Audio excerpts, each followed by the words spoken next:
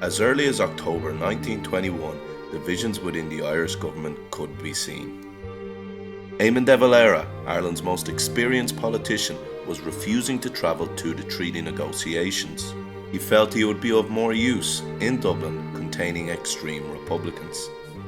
He also believed that by insisting that the delegation refer any proposals back to him, he was safeguarding them from being forced to sign anything under pressure from the British. Some of his critics argue, however, that de Valera was fully aware that a 32-county republic could not be achieved and was therefore protecting himself from taking the blame by not travelling.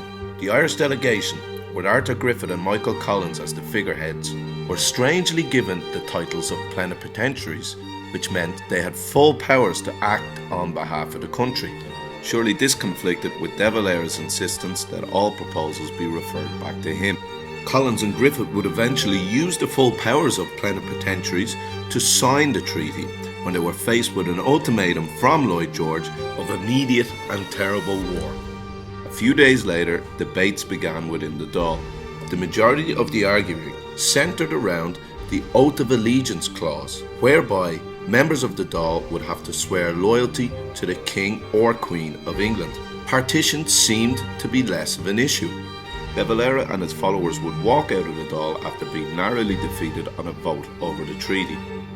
In June of 1922, a general election was held over the issue of the treaty. The Irish people ratified the treaty by showing their support for the pro-treaty Sinn Féin.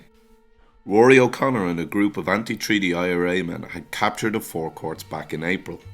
After O'Connor and his garrison had captured and killed the Army Chief of Staff, J.J. Ginger O'Connell, Collins was left with no option. On the 28th of June, he opened fire on the forecourts, thus beginning the Civil War. During these dark 11 months, Ireland was to lose many of its leading politicians: Collins, Griffith, Harry Boland, Erskine Childers, and Cathal Brugha.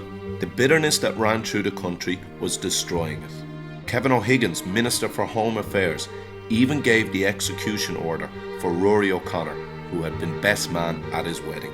Some years later, in 1927, O'Higgins himself, still serving as a government minister, was assassinated by two IRA men.